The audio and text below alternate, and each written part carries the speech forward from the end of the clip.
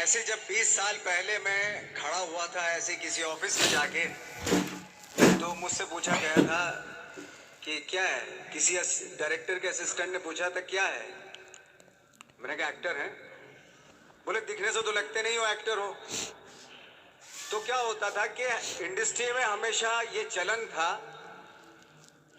कि actor hero जो होता है वो 6 फुट का होता है और गोरा होता है और लंबा चौड़ा बल्ले छल्ले होते हैं। मतलब हम तो बस ऐसे ही चले गए थे, ऐसा ऐसा ऐसा समझता था वो। और शिप्रा, मैं ये आपको यकीन दिलाना चाहता हूँ इस चीज़ का कि मेरे खुद के रिश्तेदारों ने भी, जब मैंने उनसे इच्छा जाहिर की कि मैं एक्टर बनना चाहता हूँ, तो उन्होंने भी मुझे डीमोरलाइज किया कि पहले शक्ल तो देख ले अपनी। क्योंकि 5 फुट का छोटा पतला दुबला सा आदमी, काला कलूटा, मुझे खुद को पता नहीं था कि इंडस्ट्री में मेरा क्या हाल होगा। बट एक जिद थी, एक जिद थी। और हजारों लाखों, मतलब सालों साल से इंडस्ट्री में सिर्फ यही चलन था कि एक्टर तो, हीरो तो जो है ऐसा होता है। लेकिन सब ऑड सिचुएशंस के बावजूद भी गए। लेकिन एक चीज मेरे दिमाग में थी कि जो सब कर रहे हैं वो नहीं करना है, तो अलग क्या करूं, अलग क्या होना चाहिए। उसके लिए ट्रेनिंग की जरूरत थी, जो मैंने नेशनल स्कूल ऑफ ड्रामा में आके ट्रेनिंग ली। 3 साल मैंने एक्टिंग की पढ़ाई की वहां पे, और अपनी क्राफ्ट के बारे में समझा कि एक्चुअली इस पर्सनैलिटी में अगर मैं लोगों को इम्प्रेस करना चाहता हूँ, उसके लिए एजुकेशन की बहुत ज़रूरत है। या जो भी आप काम कर रहे हो उसमें क्राफ्ट, उसका एक्सपर्ट होना बहुत ज़रूरी होता है। ऐसे ही हवा में नहीं कि जैसे पहले होता था, अरे यार तो बहुत खूबसूरत दिखता है, फिल्मों में जाके काम करना शुरू कर दे। ऐसा नहीं, किसी चीज़ को बारीकी से जानना, उसके लिए ट्रेनिंग की, एक्सपर्ट्स के एक्सपीरियंस की ज़रूरत होती है। तो मैंने ट्रेनिंग ली नेशनल स्कूल ऑफ ड्रामा से, और 2000 में मैं पहुंच गया मुंबई। मुंबई पहुंचने के बाद जब हम किसी ऑफिस में जाते थे, आई थिंक उससे पहले चलन नहीं था बिल्कुल भी। हम लोग गए, जैसे मैंने बताया कि ऑफिस में खड़े हो के, भाई हम एक्टर हैं, काम दोगे क्या। तो बोले पहले हुलिया तो देख अपना तू। तो ये हर बार सुनने के लिए मिलता था, और वो बात भी सही थी।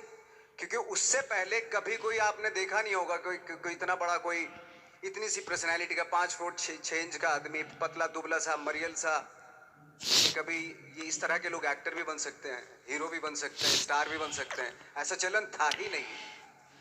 मैं कॉन्फिडेंट था बिकॉज ऑफ माई ट्रेनिंग। मैंने ट्रेनिंग ली थी और अपनी क्राफ्ट के बारे में बहुत अच्छे से जानता था मैं, और उस चीज का सिर्फ कॉन्फिडेंस था मुझे कि आज नहीं तो कल, कल नहीं तो परसों, या 10 साल या 20 साल या 30 साल के बाद नंबर जरूर आएगा मेरा। मैंने मैंने कभी भी अपने को टारगेट नहीं किया, टारगेट नहीं दिया मैंने कि अगर 2 साल ट्राई करके देखता हूं, उसमें अगर हो गया तो ठीक है, वरना कोई दूसरा फील्ड अपना लूंगा। ऐसा कभी नहीं। जिस चीज का पैशन होता है, जज्बा होता है, अगर आप दिल से चाह लो ना, तो पूरी दुनिया झुक जाती है उसके ऊपर।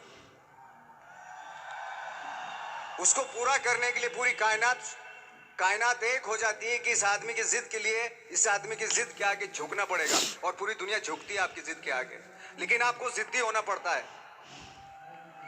आपको बहुत सारे सेक्रीफाइस भी करने पड़ते हैं, क्योंकि ये आपने चाहा है।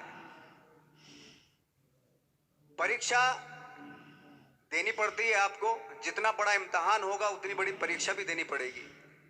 आसान काम नहीं है। छोटे छोटे टारगेट बनाएंगे तो छोटों में निपटारा हो जाएगा। हमेशा अपने आप को टारगेट बढ़ा दो। तो उसके लिए हमेशा अपने आप को अनकंफर्ट जोन में डालो, कि जो इम्पॉसिबल है उसको पॉसिबल करने की शिद्दत, पैशन आपके अंदर होना चाहिए, वो हो जाता है।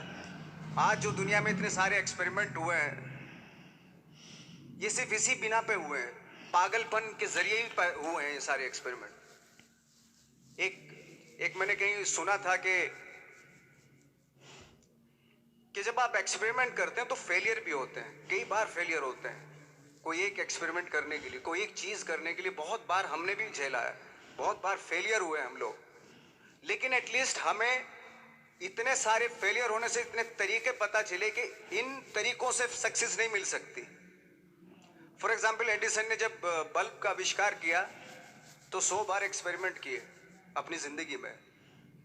100 बार एक्सपेरिमेंट करने के बाद जब उसको पता चला कि अरे फॉर्मूला तो ये था बल्ब बनाने का, तो एटलीस्ट उसको ये, उसके साथ साथ उसको ये भी पता चला कि 100 जो तरीके हैं, 100 तरीकों से बल्ब नहीं बनता, ये भी पता चला उन फेलियर्स में।